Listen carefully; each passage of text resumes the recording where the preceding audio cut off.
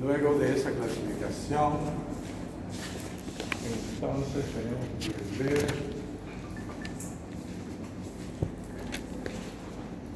de que vimos cuáles son los factores que determinan la presión arterial. Y hablamos de dos: el gasto cardíaco y la resistencia periférica, principalmente, ¿no? Donde dijimos que el gasto cardíaco, entre los dos, el más importante era la resistencia periférica, aumentada en el caso de la hipertensión.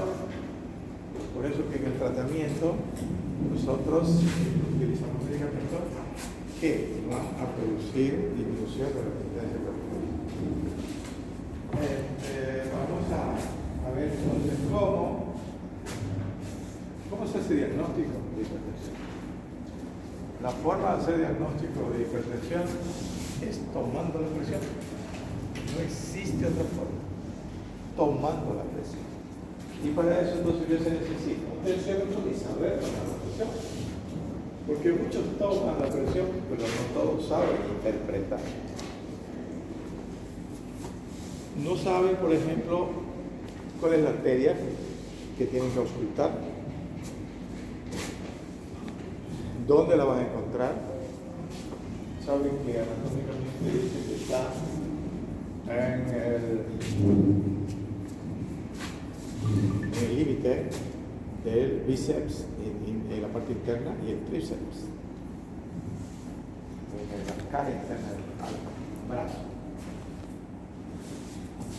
Pero a la hora de encontrarlo, tienen que tener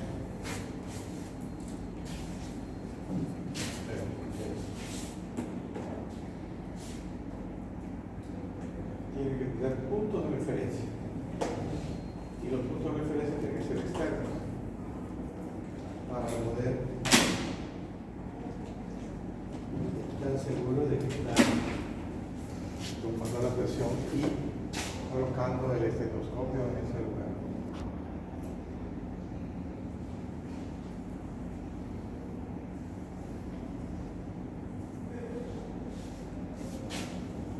Ese es el brazo izquierdo. Esta es la mano. Entonces, este dedo lo hice muy grande, más grueso para que se oriente. Aquí tenemos la flexura del codo. Entonces, aquí. Esta es la tercera parte. Aquí la arteria braquial. Vamos por aquí.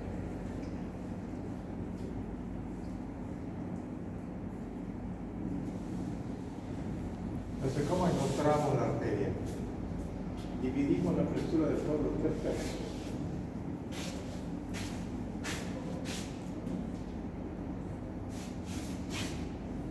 Tercio externo, tercio medio y tercio interno. En el límite entre el tercio interno y el tercio medio, ahí está la arteria.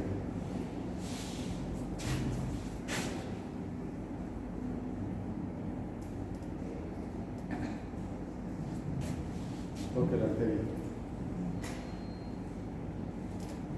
Más hacia este lado. Ahí.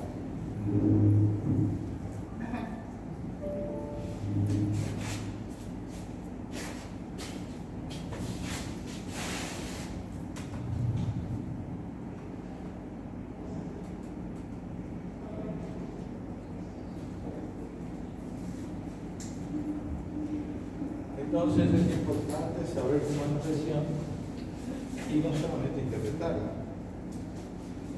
O sea, eso también es importante interpretarla, pero primero tomarla bien. Porque si no se la toma bien, ¿qué va a interpretar? Entonces,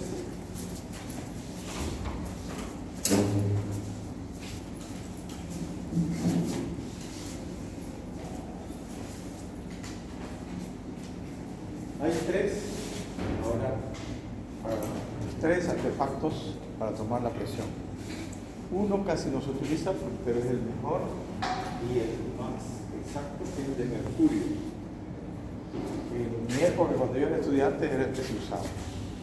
Pero como el mercurio es tóxico, inclusive ya antes los termómetros eran de mercurio, ya no se utilizan porque se quebraban muy fácil. Entonces, ahora lo que más se utilizan son los tensiómetros que se llaman tensiómetros de aneroides, que tienen un control que tienen con una aguja. Y los otros son los electrónicos, los últimos, que eso lo utiliza mucha gente ahora, especialmente en las casas, en los domicilios, que no son tan exactos, porque son muy sensibles. Al ser muy sensibles, van a tener muchas interferencias. Eso en los hospitales inclusive se utiliza, y yo soy uno de los que cuando va a hacer una interconsulta le digo, eso no sirve para acá, eso también que ser para la casa.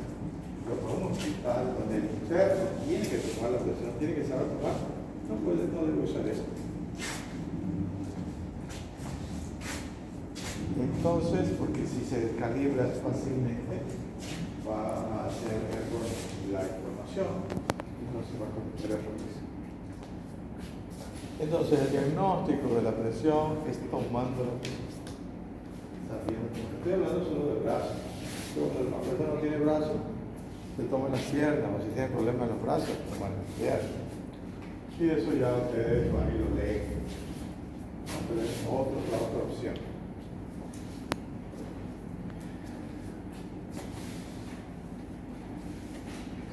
Luego, cuando la persona tiene niveles altos, pero mínimos. Por ejemplo, primera vez que ustedes descubren que tiene 150/90. ¿Se dice ¿es presión alta o no? Depende de la situación.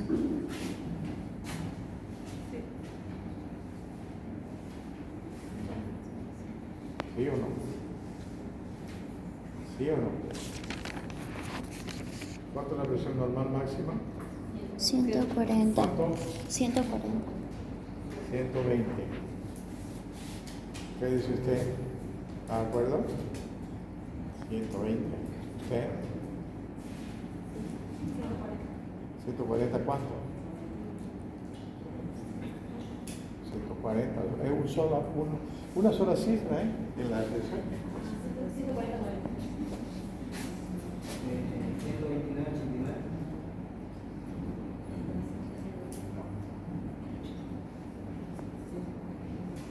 140/90.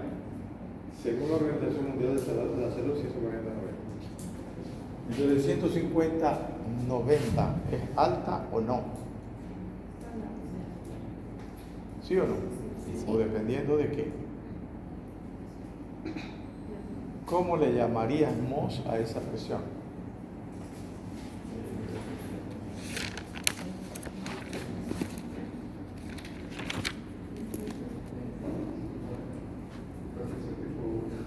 ¿Hipertensión qué? Hipertensión sistólica. Y bueno, es primera vez que ustedes la ven a la persona con esta presión. Y claro, van a ver si tiene antecedentes familiares, ¿no? Y digamos que no tenga antecedentes familiares, pero una persona con sobrepeso. ¿Qué hacen? Le dan un tratamiento inmediato.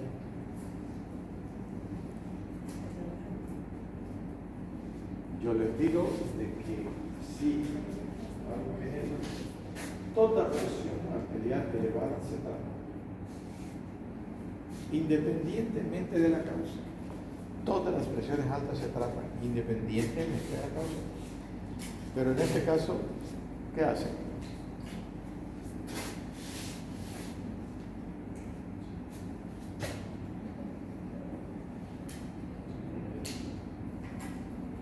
Lo que se hace es hacer, según dicen los libros, 2 controles más, un intervalo de una semana.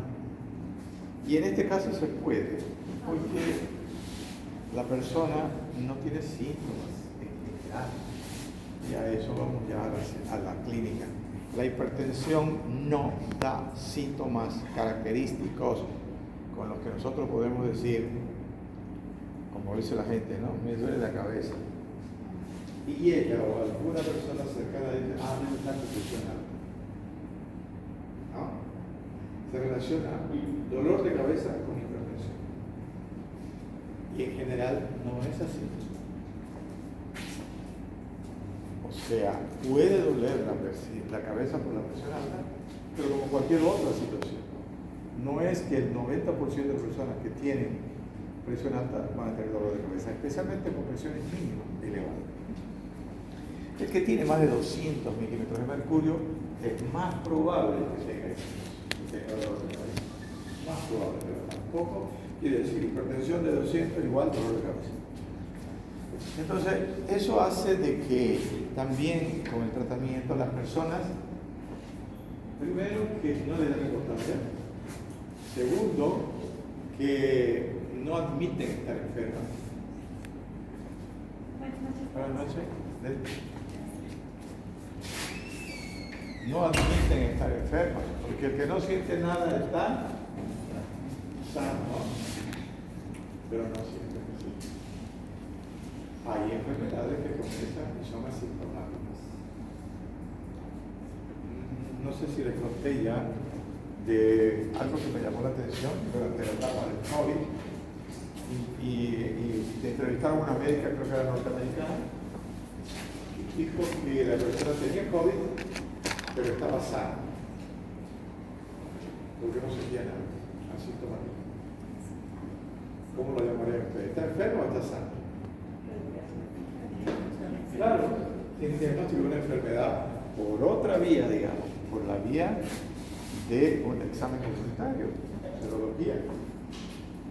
No quiere decir que si no tiene síntomas o signos, la persona no puede estar enferma. Chagas crónico, el 70% de las personas pueden tener Chagas y no sentir nada. Y están con Chagas, y eso es una enfermedad, entonces están enfermos. Entonces en este caso se hacen controles según la teoría, 2 veces más cada 7 días. Generalmente yo no hago así porque, bueno, un poco por mi experiencia, y porque a veces la persona ya no viene porque tiene que hacer una colaca, porque de repente es del campo, porque de repente está viajando.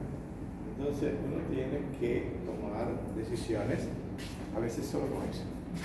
Pero como no le va a dar problemas esa presión, se puede esperar.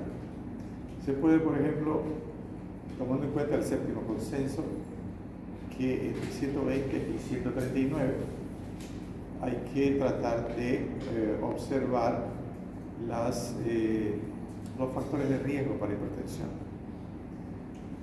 Entonces hay que ver si la persona tiene sobrepeso, si come mucha sal, si fuma, si no, vida sedentaria, todo eso, si tiene mucho estrés.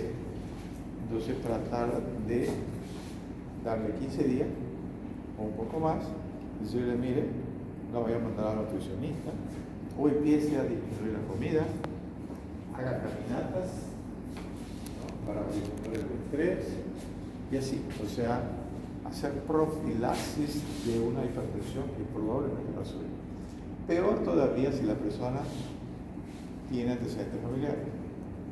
La hipertensión tiene relación con la genética y el familiar.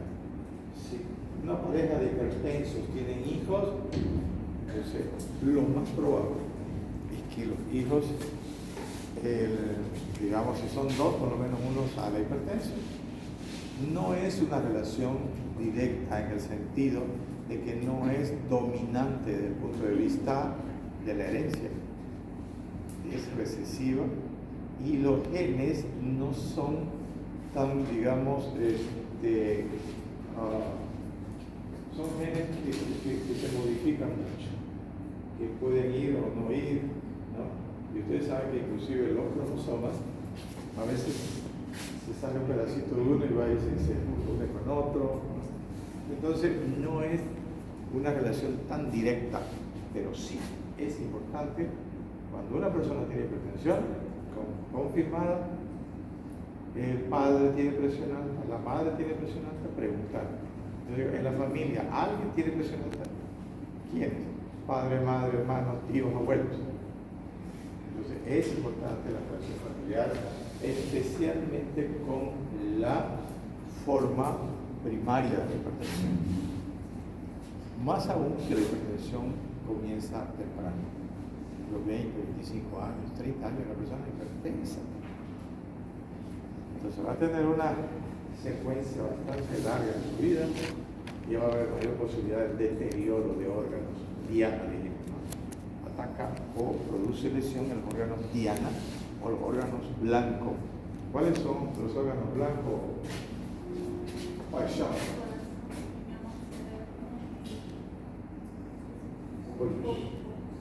Corazón, riñón, cerebro y ojos, órganos algo. ¿Por qué?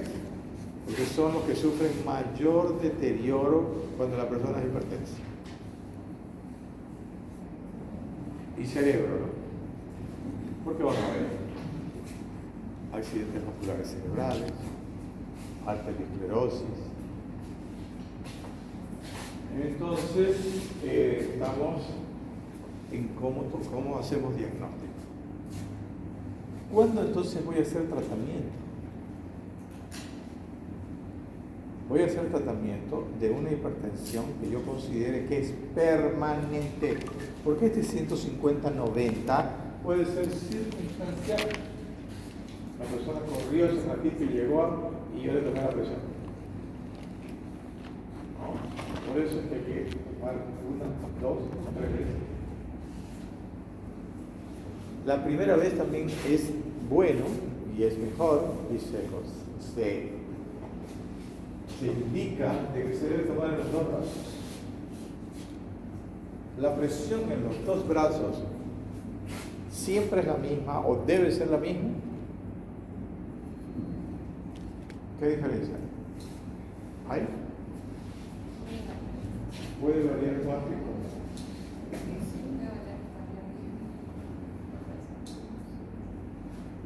Puede variar 10 milímetros de mercurio normalmente, pero si esa variación es en el límite, en un lado está 140, 90 y en otro 150, 100 o 150 o 140, 100. ¿Cuál es la que se toma como referencia? La más alta. La presión del brazo que da más alta es esa.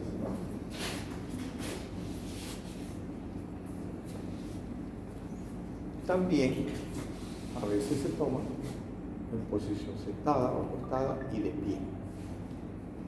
Porque hay personas que tienen problemas del sistema neurovegetativo y en lo que se ponen de pie a veces la presión baja mucho. Bueno, pero eso ya no es tan frecuente.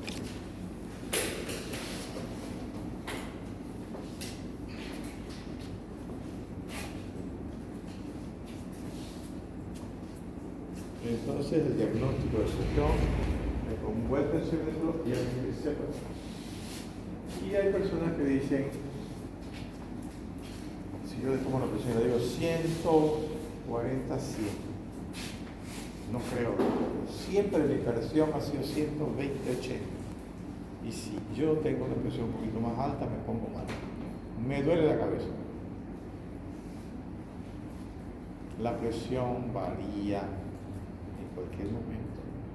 No es fija, todas las 24 horas sube y baja.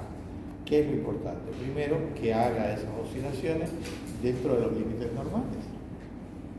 Y segundo, que aunque suba fuera de los límites normales, que puede subir, baje rápidamente. Hizo ejercicio, subió la presión, dejó de hacer ejercicio, poco a poco la presión vuelve a lo normal. Se enojó, subió la presión y después se va tranquilizando, la presión vuelve a lo normal. Claro que a las mujeres demora más porque les queda la rabia meses, días y años, ¿no? Lo recuerdan todo. Dice que recuerdan ese momento el problema, el dientes, que empiezan con eso. Y ayer le hiciste tal cosa, y hace un mes también, ¿te acordás? Y hace 2 años, cuando eras chico también. ¿No? Así que no tiene que ser así. Hablábamos con el curso de medicina legal. ¿Cuál era si la mujer tenía alguna responsabilidad en los feminicidios? O sea que si era hasta cierto punto, entre comillas, culpable. ¿Usted cree que sí o no? ¿Cómo cree? Porque incentiva o provoca.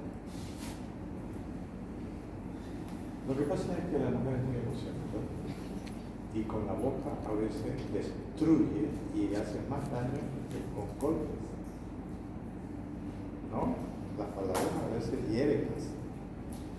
Entonces, que la mujer tenga razón, no hay que quitarle. Generalmente puede tener la razón, pero lo que hace es que cuando de rabia, de alguna forma, lo molesta tanto a la pareja, hasta que la hace reaccionar. O sea, lo que quiere ella es que reaccione. Si el otro no le da pelota y la escucha, que después se viene al otro oído, pero pues ella quiere que lo escuche y que el otro le diga, y eso influye. Pero por el otro lado, por ejemplo, si para una violación, si una chica anda de short por la calle, bien cortito, y es muy simpática, influye en un probable abuso sexual en la ciudad, no en la playa. No, porque incluso salió un caso de que aquí en las noticias en Santa Cruz violaron a una señora de 40 y tantos años. La señora no estaba de short, no, ni la edad ni la contextura física. Es ya... pero mayor probabilidad hay cuando la mujer muestra más, ¿o no? Buenas noches. 20. ¿Hay? Sí. Bueno, yo no quiero decir que sí o que no, pero, y tampoco quiero quitarle la responsabilidad al hombre, porque lo que tenemos que pensar es que no todas las personas son normales, que hay hombres que no tienen autocontrol. Todos tenemos que tener autocontrol, y los hombres, hay muchos que no tienen autocontrol. Entonces, si usted se expone a eso, ¿usted cree que en la calle todos son conscientes, los hombres, respetuosos y todo eso? A eso me refiero yo. No es que la mujer vaya a provocar una cosa de eso, sino que tiene que darse cuenta que en el círculo de la ciudad hay gente que no está, se descontrola, o sea, no puede controlar sus impulsos y sus instintos. Entonces, eso se llama victimología. La mujer es parte, digamos, para la producción del delito. Como cualquier persona que va por una zona roja de madrugada con un celular. Ella se está exponiendo, esa persona, a que la asalten. ¿Sí o no? Entonces, y antes no se quería hablar de eso, ¿no? No, que la mujer, que el hombre es así, que esto y que esto, otro. No, siempre la víctima también tiene alguna responsabilidad, o sea, no siempre, pero muchas veces tiene responsabilidad. Porque en vez de hacer lo que debe hacer, hace lo incorrecto y se expone. No solo la mujer, el hombre también en algunas circunstancias. ¿No? Se pone a beber, por ejemplo, con desconocidos. De ahí aparece uno que le dice, no, que Bloomington, no, que fue Oriente, no, que Bloomington, pon, y los matan. No, que vos me debías 10 bolivianos, entonces por 10 bolivianos, pon, los matan. Así. Bueno, entonces ya sabemos el diagnóstico de hipertensión arterial. ¿Qué hago yo en la consulta? Llega el paciente y le hago esas preguntas, ¿no?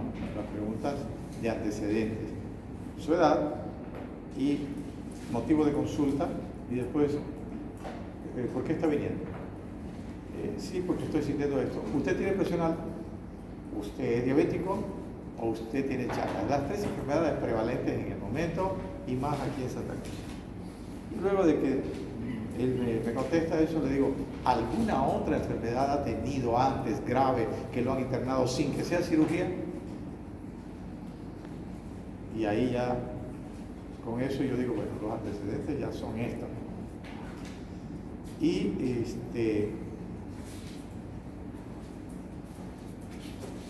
le tomo los signos vitales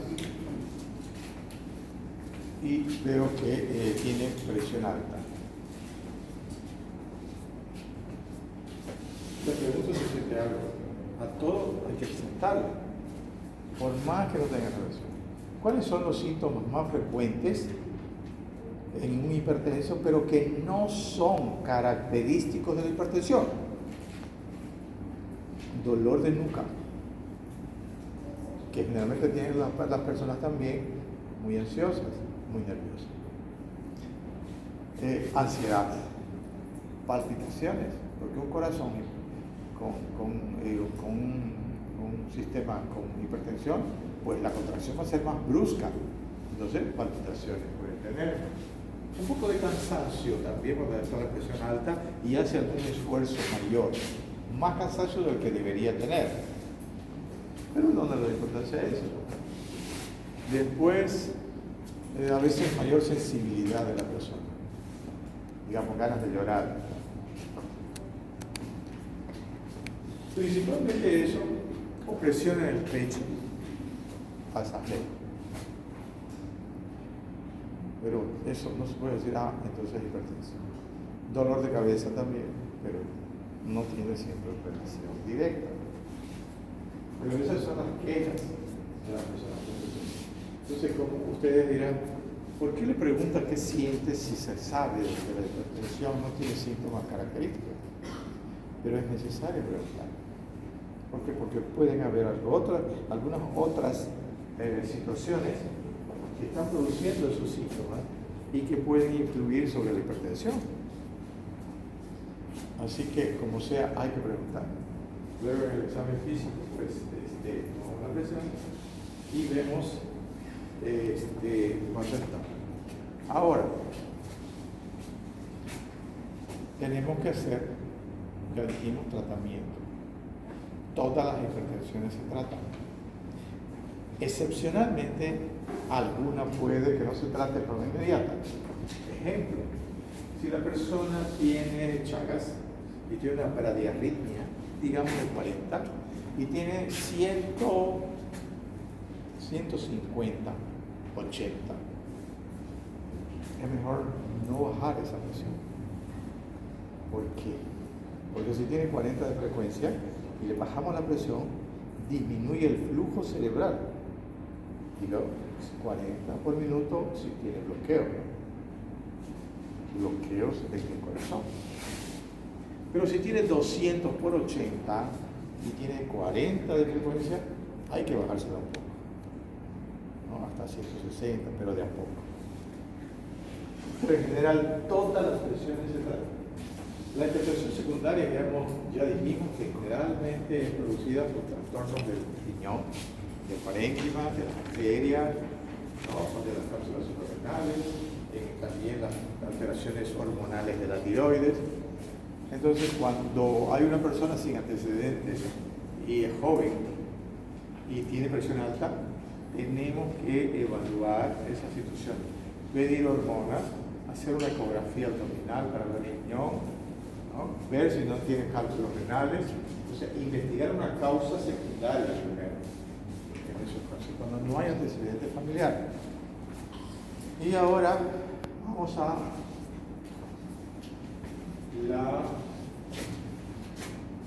tratar la hipertensión. Y para eso, nosotros tenemos que, hay dos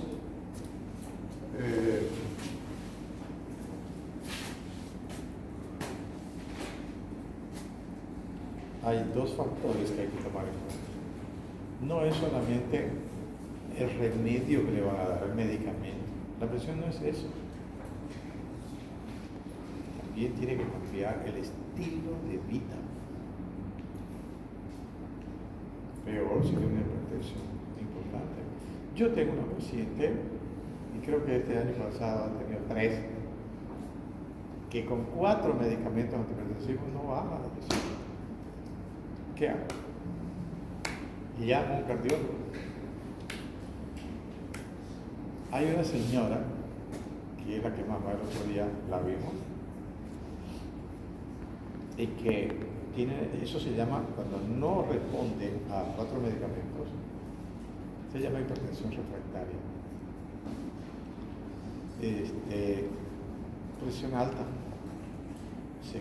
Nunca estuvo su presión normal.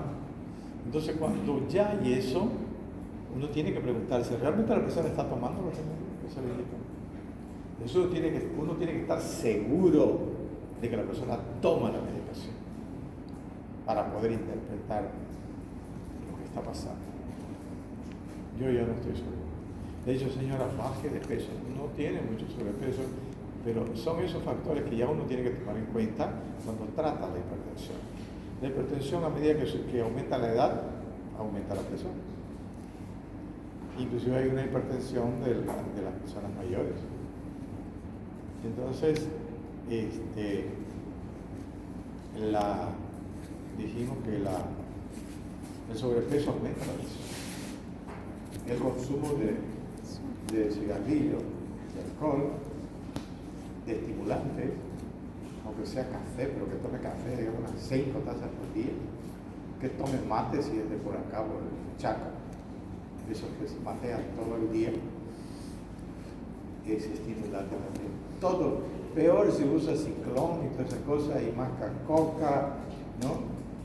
Peor. Con la coca es un gran problema, porque la coca, ¿es cocaína o no es cocaína? No es. ¿Es o no es? No, pero... O sea que ustedes están de acuerdo con los carcas.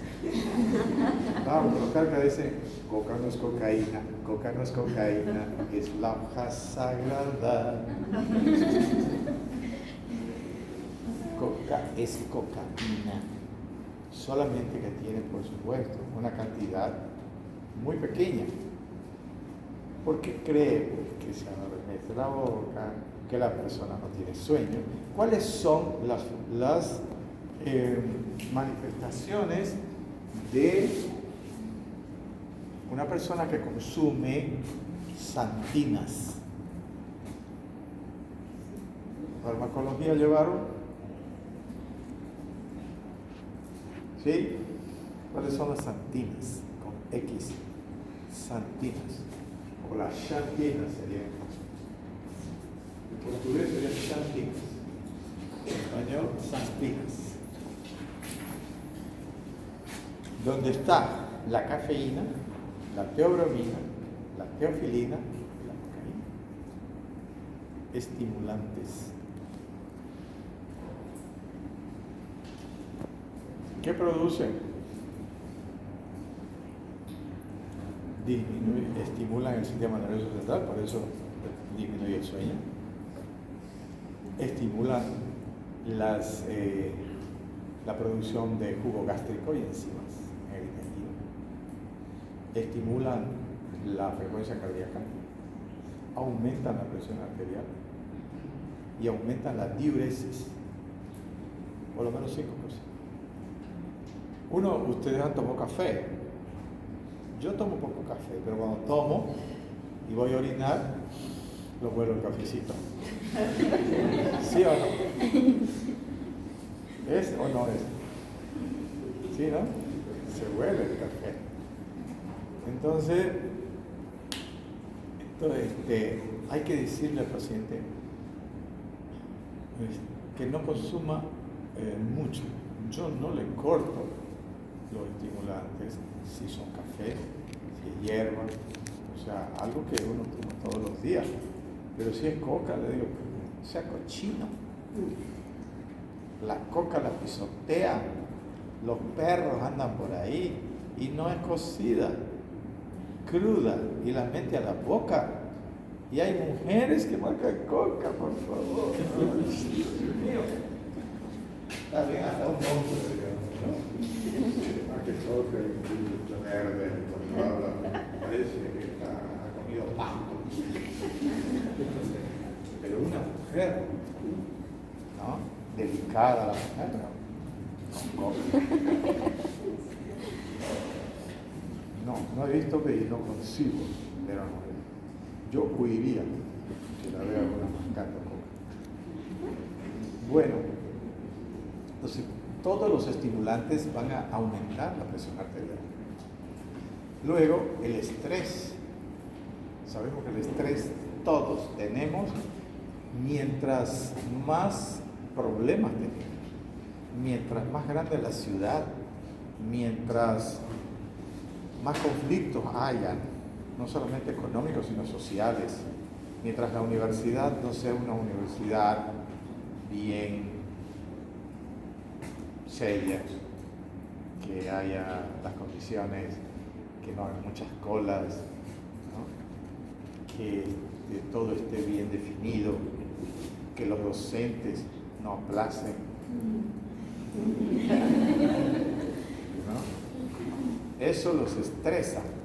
Y todos tenemos estrés, unos más, otros menos, pero la vida actual es demasiado estresante. Cuando la vida no era tan rápida, cuando la tecnología no hubiera tenido el progreso que ha tenido, la vida era más lenta, daba tiempo para todo, levantarse. Yo me recuerdo que yo vivía en el campo, se usaba un carretón, y los bueyes, bueno, duraban años. Y el carretón a veces se caía la rueda, pero se la arreglaba con madera de ahí nomás. Ahora no, una computadora que uno se compra a los 2 o 3 años, obsoleta. ¿Qué tiene que hacer? Comprar otra. Entonces, tiene que ganar más. Un celular, sale uno, todo el mundo lo quiere, y el otro no sirve. ¿Cuánto gastó? Y la remuneración que recibe no es suficiente en general. Es por eso que al cambiar la economía, la mujer ya tuvo que trabajar, los hijos tienen que trabajar ya desde temprana edad, pero porque antes trabajaba solamente el padre, el hombre trabajaba y alcanzaba, entre comillas, para la familia cuando no tenía unos 12 hijos tampoco, ¿no? Sino que se repartían la marraqueta y les sacaba de a pedacito. Entonces, yo les digo, tome café, pero tome una vez al día y que no sea tan negro. Tome hierba mate, pero no varias, no todo el tiempo, pues no eso que está con su poro en todas partes.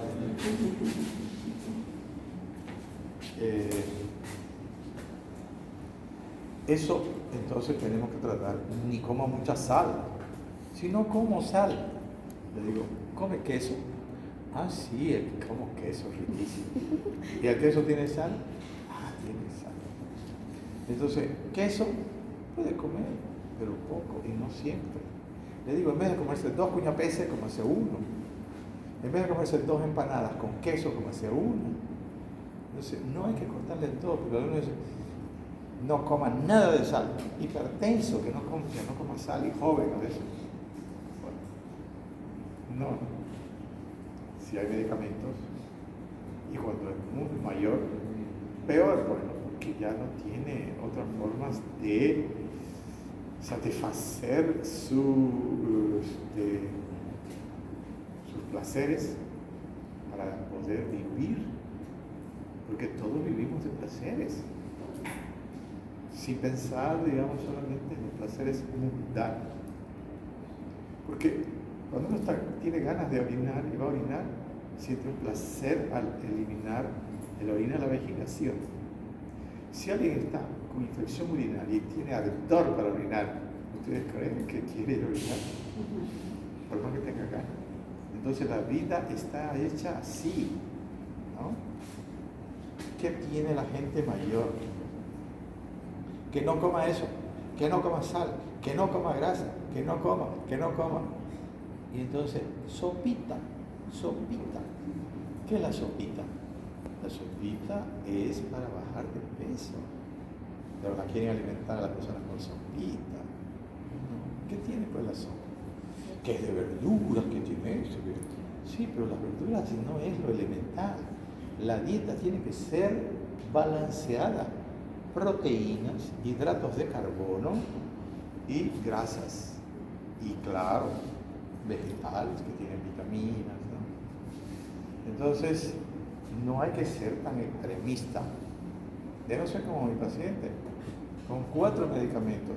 Nifedipino 20 miligramos cada 8 horas. Metildopa 500 miligramos cada 8 horas. Carvedilol 25 miligramos cada 12. Hidroclorotiazida media tableta por día y no baja de peso. Entonces ahí uno se pregunta, ¿qué está pasando? ¿Será que está tomando? Y no baja de peso. Le digo, ya hace unos 2 años que la veo. ¿Baja de peso? ¿Está bajo de peso? Mire que no puedo. ¿Y qué hacemos? Es que no, tiene que ponerse realmente a hacer lo que corresponde. Esa parte entonces, si tiene sobrepeso, caloría. ¿Qué alimentos no engordan? Que diga paixão. Ninguno. ¿Todos engordan? No. ¿No? ¿Cuáles son los que no engordan? Por favor, díganme, porque de repente yo estoy engordando. ¿Cómo? Los que no contengan hidratos de carbono no deben saberse. No escuché. Los que no contengan hidratos de carbono no deben saberse por el cuerpo y solo se pasan por el cuerpo. Miren, todos los alimentos engordan, excepto el agua, ¿no? Porque hay una señora que me dijo, doctora, a mí hasta el agua me engorda. Entonces, todo engorda, pero no es cuestión de verlo así, ¿no? Ay, que esto me engorda, no voy a comer. Ay, que esto también me engorda, no voy a comer. No es así, son calorías. Ustedes tienen que leer eso.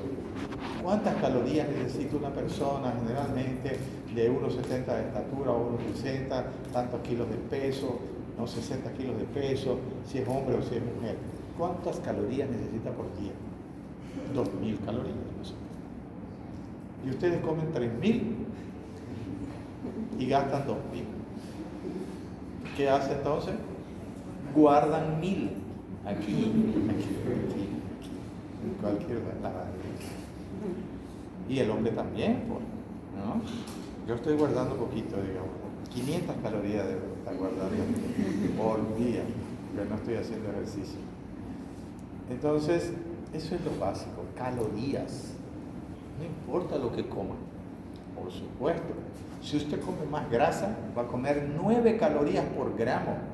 Entonces, si come grasa, coma 5 gramos por 10 gramos de hidratos de carbono. O come 10 de hidratos de carbono, que tiene 4 calorías por gramo, o come 5 de grasa. Las proteínas tienen 4 calorías por gramo aproximadamente. Entonces, puede comer el doble de proteína o el doble de hidratos en relación a las grasas, ¿no? Eso es lo que tienen que ver, hermano. Calorías. Nada que esto me engorda, esto no me engorda. Todo engorda de acuerdo a las calorías que consumen. Por supuesto que si comen menos calorías, pues va a poder comer un montón. Si come más calorías, va a poder comer poco. Pero la alimentación actualmente, yo la llamo como que ya comemos la esencia, ¿no?, de los alimentos. Porque antes, yo me recuerdo de que el arroz que se cosechaba venía con chala. Entonces, en el tacú era entre dos, ¿no?, para sacarle la chala. Entonces, era un arroz más, digamos, con más fibra. Ahora viene el arroz blanquito, hasta lustrado y todo eso. Eso con el arroz, el azúcar refinada totalmente. Antes el azúcar yo como azúcar morena, que no quiere decir que tenga menos calorías que el azúcar blanca, pero tiene menos refinación. Y claro que la combino ahora, ¿no? Un poco de edulcorante con azúcar, porque el edulcorante a veces da un sabor que no es tan rico. Entonces, antes se comía más fibra, porque ahora tienen bastante cabida los restaurantes, comida vegetariana, la comida, los panes negros, ¿no? Y que antes eso se lo botaban para los chanchos. ¿Por qué? Porque lo que comemos ahora, como es la esencia, es poquito aparentemente. Entonces comemos harto de esa esencia, entonces lo que comemos, todo pues se absorbe con calorías, no hay casi fibra. Y la fibra es necesaria también para estimular a las paredes del intestino para que tengan su movimiento peristáltico. Por eso hay muchas personas estreñidas, en parte. Y en parte porque la vida hace de que mucho uno tiene que ir a trabajar, ¿no? Y está trabajando y ocupado o estudiando cardiología especialmente. Y le vienen ganas de ir al baño. No tengo tiempo, voy a seguir estudiando. Cada vez el reflejo para ir al baño va a ser menor. Va a ser menor y ustedes se van a quedar sin ir al baño. Y eso para la gente no le da mucha importancia. Y es importantísimo. Dicen que en el intestino realmente los fenómenos que se producen con la digestión y todo eso influyen muchísimo en todo nuestro sistema. Antes se pensaba nomás que era comer, absorción y punto. Influye, por eso se habla de probióticos y todo eso, ¿no? En las saludes en general influye, no solamente cuando le da diarrea o no le da diarrea. Entonces, no le dan importancia a eso. Y, por ejemplo, la absorción de tóxicos cuando no se va al baño como debe ser. Los dolores de cabeza, las alergias. ¿Entiendes? Bueno, entonces esa parte es importante. Por eso dice, no tomo mi remedio y punto. Sigo fumando, sigo haciendo lo que sea. Pero es importante, la gente tiene que poner parte de su responsabilidad en tratar sus problemas de salud. No dejárselo al médico solamente o al medicamento.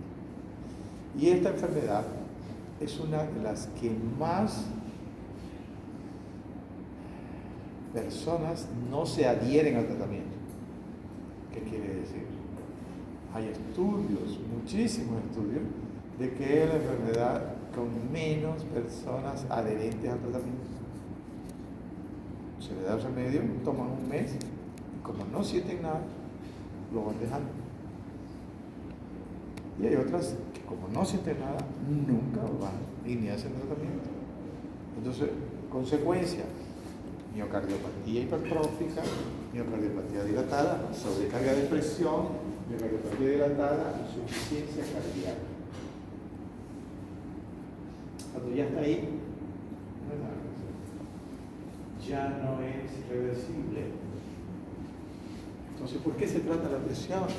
Para evitar consecuencias en los órganos, algo, para evitar deterioro, otras enfermedades, complicaciones, accidentes vasculares cerebrales. Para eso se trata la presión. Y a las personas hay que explicarles eso. Pero nosotros en general, lo que no lo vemos en ese momento, lo que no nos aprieta, no lo sentimos, pues, ¿no? No es para mañana, ya para mañana. Bueno, no importa. Va a haber crisis económica, inflación de aquí 1 año, 2 años. Ya, pero no creo. Entonces, lo que no lo sentimos, por eso uno dice, ahora es el peor momento que estamos viviendo. Sí, pero hace 2 años probablemente fue peor que ahora, pero como lo estamos viviendo en ese momento lo sentimos más. Entonces, hay que prevenir. Lo importante en medicina es la prevención. Prevención y en todo. Prevenir accidentes, prevenir problemas, no agredir a la gente con la boca, ¿no? Porque hay reacciones a veces exageradas y eso nos evitará problemas. He visto la lista, no la pude sacar porque viene con todo, ¿no? Lo puse en Excel y no pude borrarle toda los correos, todo eso, no me acordé. Entonces quise imprimir, después quise imprimir otro grupo y la puse con las hojas, y después 52 estudiantes hay inscritos en este momento.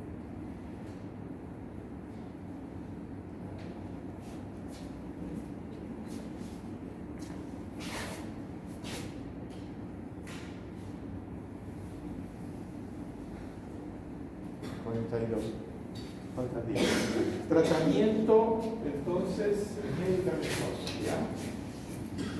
De la hipertensión arterial.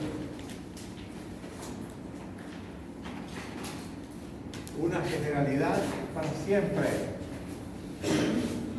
Hasta ahora, todos los medicamentos para tratar la hipertensión son vasodilatadores. Todos. Unos, claro, tienen un mecanismo y otros mecanismos diferentes, ¿no? Los mecanismos son diferentes, pero todos son vasodilatadores. ¿Ah? El atenolol, por ejemplo, que es un beta-bloqueador, en un congreso en La Paz, Congreso Nacional, una doctora, no me recuerdo dónde, dijo que el atenolol no producía vasodilatación. Me compromete. Yo le digo a mis estudiantes, todos son vasodilatadores, entonces me estoy quedando mal. Y tuve la oportunidad de verla y le pregunté, ¿por qué le decía? En ese momento la llamada salió, no me contestó. Pero todos son vasodilatadores con diferentes mecanismos. Los beta-bloqueadores también. Entonces, primero,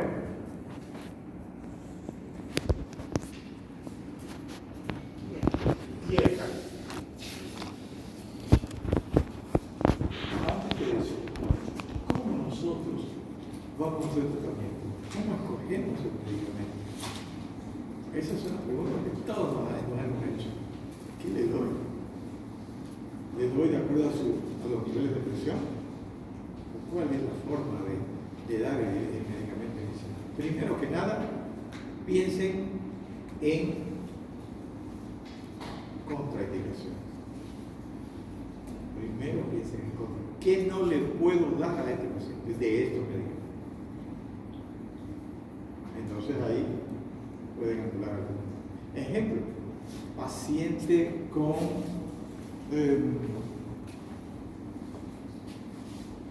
asma bronquial. ¿Qué no le tengo que dar? Beta bloqueadores de primera generación. Y hasta los de segundo o los últimos pueden algo, pero de primera nunca aumentar la broncoconstricción.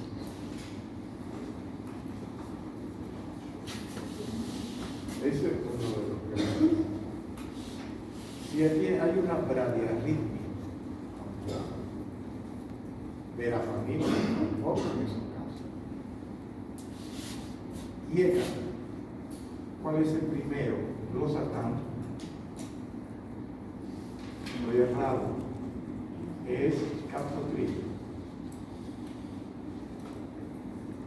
Captopril. Está sucia, ¿no? Está sucia de explicación. Y estamos comenzando. Voy a pedir que lo limpie. Captopril comprimidos de 25 y 50 miligramos. Recuerda que ya hablamos de esto cuando hablamos de insuficiencia cardíaca. Los que no estuvieron en insuficiencia cardíaca se perdieron, ¿no? Unos conceptos que deberían ya tener. No voy a repetir todo.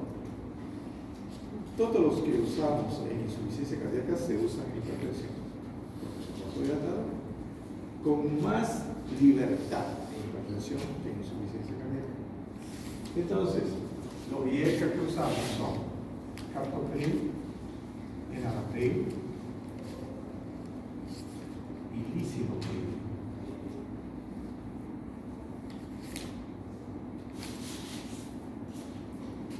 Entonces, ahora es un paciente joven y hombre.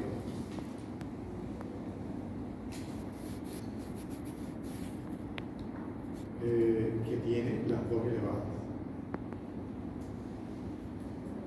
No uso bloqueadores explosivos, especialmente los de primera generación. ¿Por qué?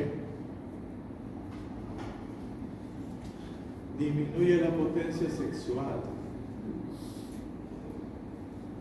Entonces voy a decir, me van a reclamar, yo le doy y tienen problemas. Todos los antihipertensivos bajan la potencia inicialmente. ¿Por qué? Porque la erección es con sangre. Y es sangre que entra a presión. Entonces, los IECA se usan más. ¿Por qué? Porque aumentan la esperanza de vida. Porque actúan sobre la renina especialmente, que es muy frecuente que esté elevada en los pacientes hipertensos. Porque es un medicamento barato. ¿Cuál sería el medicamento antihipertensivo ideal? Primero, el que le baja la presión al paciente. Le dirá, pero claro, es obvio, no todo le baja. El que le baja la presión. Segundo, el que se toma menos veces, una vez la presión. Tercero, el que no le da problemas colaterales, es imposible. Y cuarto, el más barato del mercado. Entonces, el que más se usa en este momento es enalapril.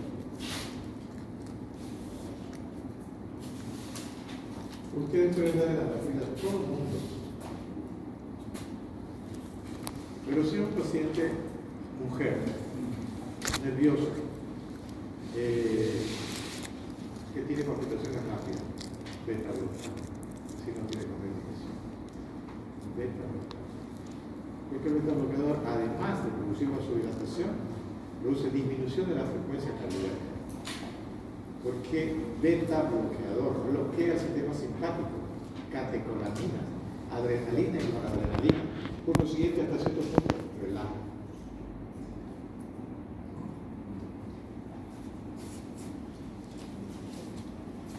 En la hipertensión, entonces, en la insuficiencia dábamos cuánto de aquí. Mariana, ¿cuánto dábamos de captopril en la insuficiencia para empezar?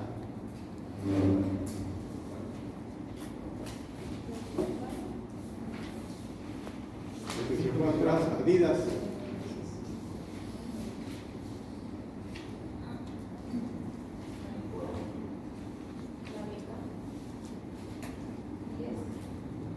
Adivino, bueno, adivinador. 5 millones.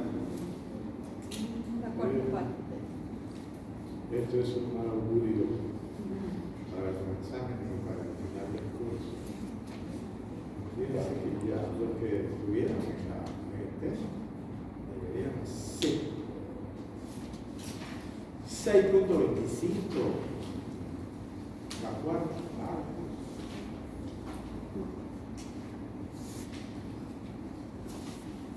6.25 se da cada 12 horas, pero se puede dar cada 8 horas.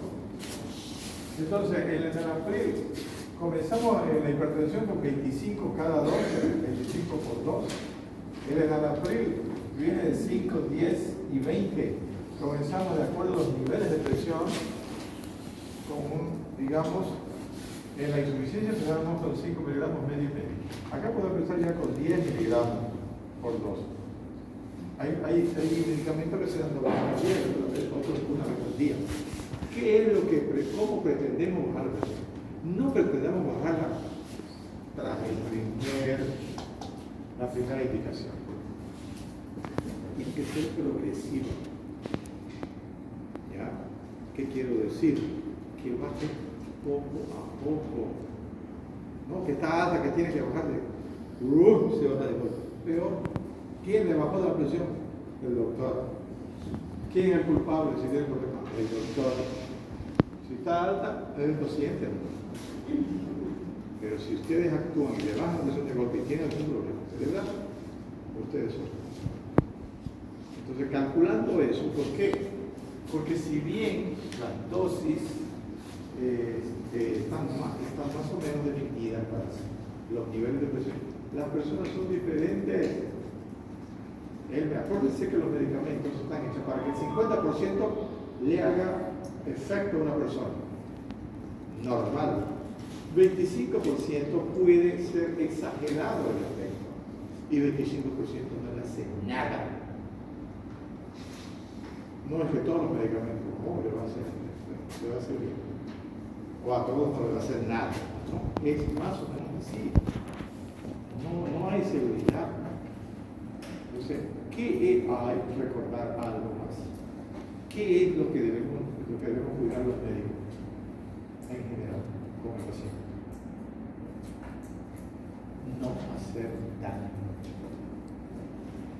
Ese es un principio, no hacer daño. Por querer hacer el bien, ustedes pueden causar daño.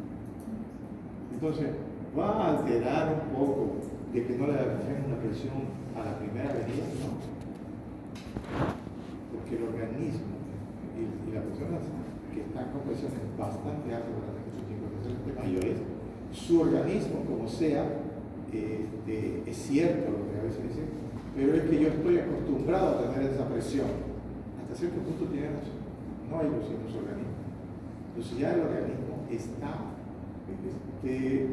no acostumbrado, sino adaptado a esa presión, especialmente si está nervioso. Ustedes le bajan de golpe y hasta que se adaptan. Ustedes saben que a todo hay que adaptarse. El organismo también. Nosotros nos adaptamos día a día a los cambios. Y no todos se adaptan. ¿Cuáles son los inadaptados que se dicen en general? Los antisociales que están en la cárcel. Inadaptados, antisociales. Los que se adaptan sobreviven, viven, mejoran, se superan. El que no se adapta muere. ¿Quién dice? El autor de la supervivencia más apto, ¿no? Charles Darwin. ¿O quién era? Bueno, posiblemente. Entonces, en Anapil, dependiendo de lo que de depresión, de los antecedentes, puede empezar con 10 y 2 veces, 10, 2 veces. Generalmente esa dosis es la que se da. ¿Están haciendo la lista? ¿No? Entonces hagan. 2 veces al día en la Anapil. Hay pacientes que miren, ¿cuánto están tomando? Una vez. ¿Quién se lo dio? El doctor de dónde, de la posta. No siempre es así. El paciente de aquí. No voy a tomar 2 al día, no está bien. No, pero si se lo da el médico de la posta, no digo que esté mal. En primera instancia tiene que ver cuál es el criterio del colega para darle uno. De repente está usando el esquema, le doy un enalapril en la mañana y le doy un beta-bloqueador en la tarde, que también debería darle 2 veces. Un beta-bloqueador que se da 2 veces. ¿No? Hay colegas así. Ese esquema es el que se usa en el sentido de usar la menor cantidad posible de medicamento para evitar los efectos colaterales. Yo estoy por el otro esquema. Yo generalmente uso monoterapia, que quiere decir uso los medicamentos. Comienzo con uno, pero lo uso 2 veces, digamos. Monoterapia, no uso 2 inicialmente. Monoterapia primero y voy casi hasta el final de la dosis. No me dio resultado, lo cambio. Y si esa no me da resultado, lo cambio. Recién después de que ya vi que solo no me da resultado, hago combinaciones. ¿Por qué? Porque, como les dije, esta enfermedad, la gente primero que cree que no es enfermedad y segundo que la adherencia es muy difícil. Entonces, si yo le doy 2 o 3 remedios, ¿va a tomar? Difícil que lo mantenga. Entonces, mientras menos medicamentos tomen, mejor. Porque además, si es gente mayor, se va a olvidar. A veces toman 2 veces. ¿Será que tomé? No me acuerdo. Y toman de nuevo y a veces tienen problemas de hipotensión.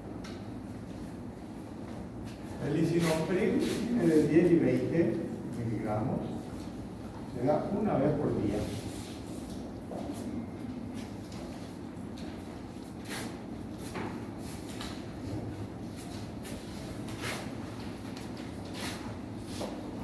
Hay otra cosa que dicen las personas.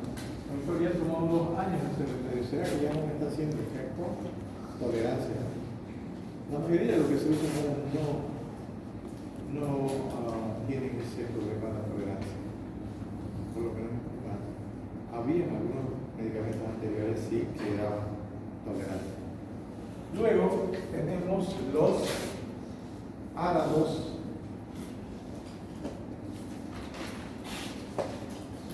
¿Qué se llama árados? Rayos. Algo así. ¿Sabe cómo se llama? Bloqueantes de los receptores de angiotensina. Acá nosotros antagonistas de los receptores de angiotensina. Árados.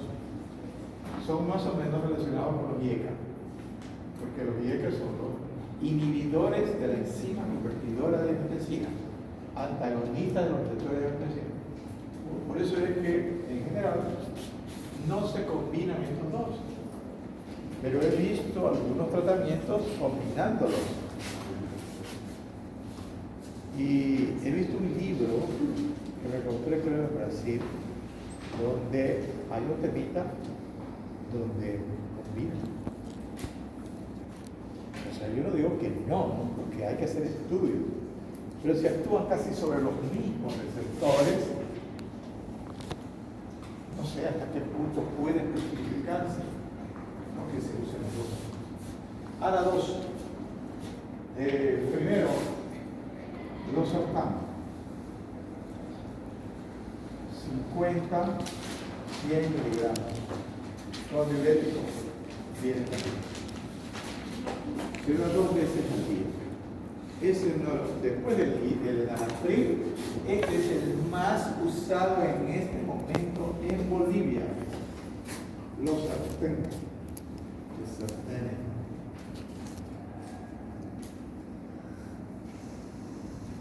Entonces hay infinidad de los sartán. Muchos laboratorios importantes y también contrabando de los sartán, que hay hasta un boliviano de 80 centavos. ¿Tiene realmente la cantidad que debe tener? No se sabe. Tiene que ir a un laboratorio. El único de los árados que se da 2 veces al día. ¿Y por qué se da 2 veces al día? ¿Por qué no una? Simple la pregunta. Fácil. Porque la acción del medicamento dura aproximadamente 12 horas. Entonces hay que, para que mantengan los niveles, tiene que tomar de nuevo. Luego tenemos el que se usa bastante también, es el valsartán.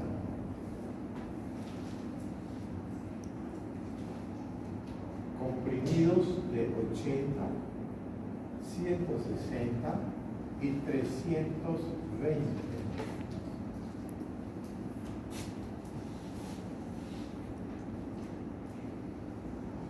Este es el que tiene más combinaciones. Este combina, o sea, uno de los primeros también que combinó con amlodipino y con hidroclorotiazida. O sea, valsartán más AMLO más hidrocloro, 3 en 1. Y eso es positivo porque hace que uno use menor cantidad de medicamentos y inclusive abarata, porque si se compra uno sartán, un amlodipino y una hidroclorotiazida, le va a costar ahorita por lo menos unos 12 bolivianos. Y solo este medicamento, por ejemplo, el valsartán con 160 de valsartán, 5 miligramos de amlodipino y 12.5 miligramos de hidroclorotiazida cuesta 9 bolivianos.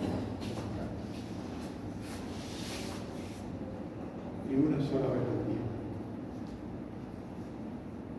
Entonces, es excelente.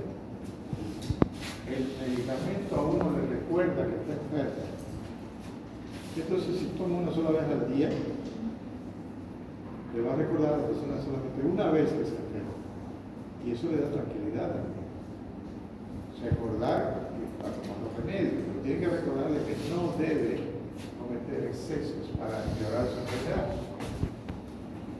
Se da uno por día, 80, 160, 320, una vez al día, el valsartán.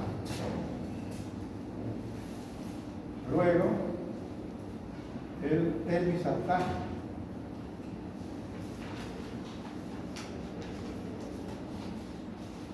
Comprimidos de 40 y 80 miligramos. Ya también viene con amlodipino y con diurético. No los tres, pero por lo menos con dos. Con amlodipino, que es un antagonista del calcio.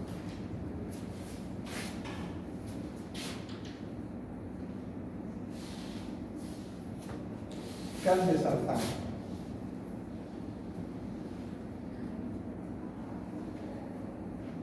8 y 16 miligramos, además hay de 32 miligramos ahora.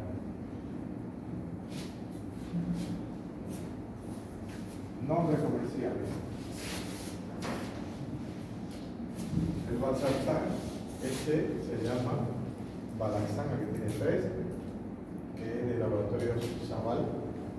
El Amplex, de laboratorios Chile. Y hay otros valsartán. Telmisartán, Emisar de laboratorios INFA, Telmis de laboratorios COFAR, Caldesartán, Blox de laboratorios Zaval y Talibón de laboratorios INTI. ¿Uno más quieren o no?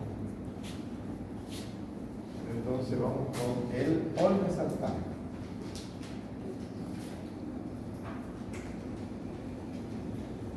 Comprimidos de 20, 40 miligramos.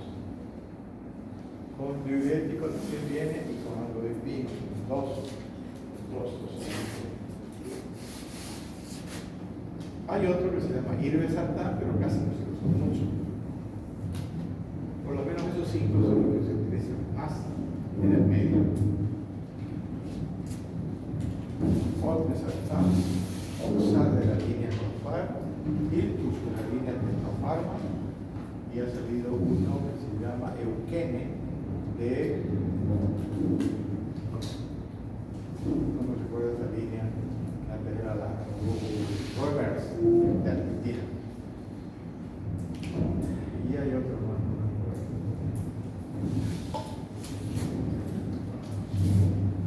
Esto es los medicamentos, digamos, de primera elección para tratar hipertensión. Siempre, claro, para tratar medicamentos ustedes tienen que tomar en cuenta la función renal, principalmente la función hepática. Luego tenemos los antagonistas del calcio.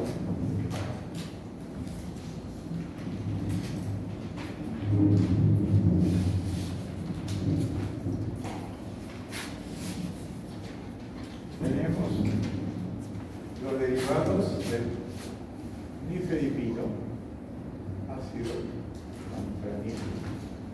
nifedipino, y el amlodipino. Y ahora ha llegado uno que se llama lercanidipino.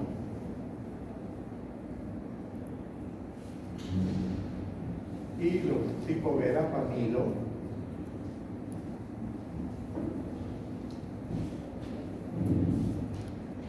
donde está también el diltiazem. El verapamilo se usa muy poco ya. Bueno, porque hay otros medicamentos, como los beta-bloqueadores, que son muchísimos, y el verapamilo tiene una acción parecida. Disminuye la fuerza de contracción del corazón, disminuye la frecuencia cardíaca y baja la presión.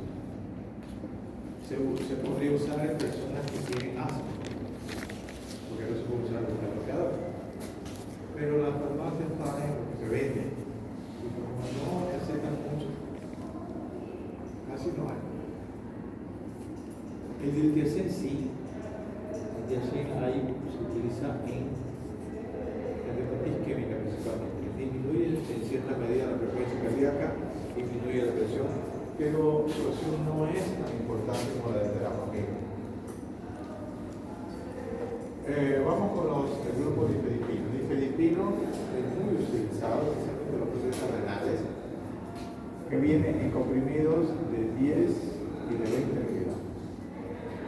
Antes venía en cápsulas y se usaba para las crisis hipertensivas, especialmente solo igual venía en cápsulas que uno las rompía por aquí, así como usaban el cartotril. Ahora la tableta se llamaba reta. Entonces se da 2 veces al día, hasta 3 veces al día, o hasta 4 la usan a veces en los renales. 10 o 20 miligramos.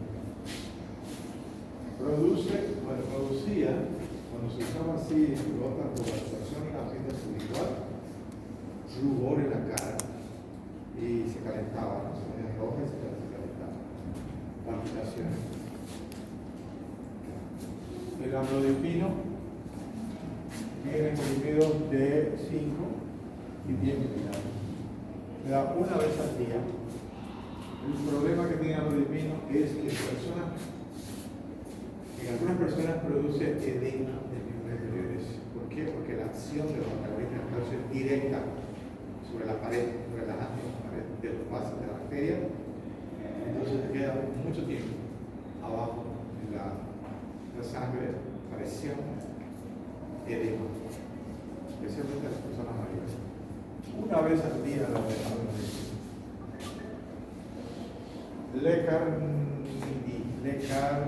Lercanidipino de 10 y 20 miligramos. Este recién ha entrado a Bolivia. Yo lo usé en vez del amlodipino. Que le vaya bien.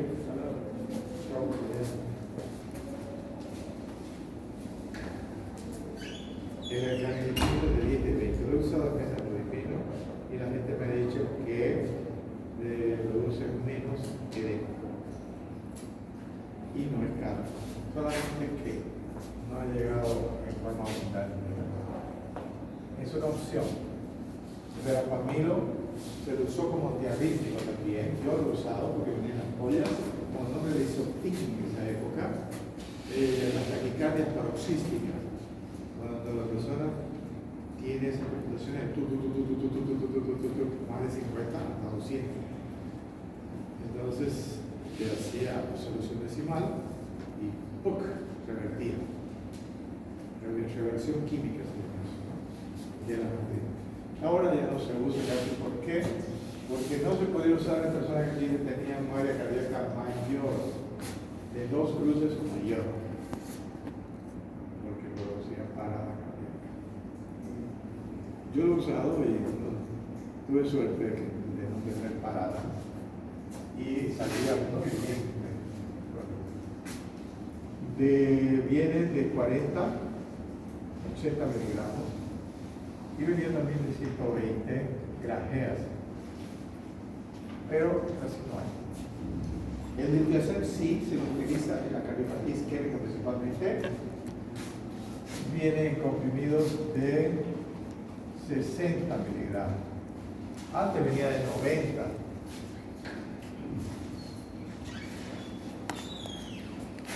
Y el más conocido es el nombre comercial de Incorim de la línea bajo. Se utiliza bastante.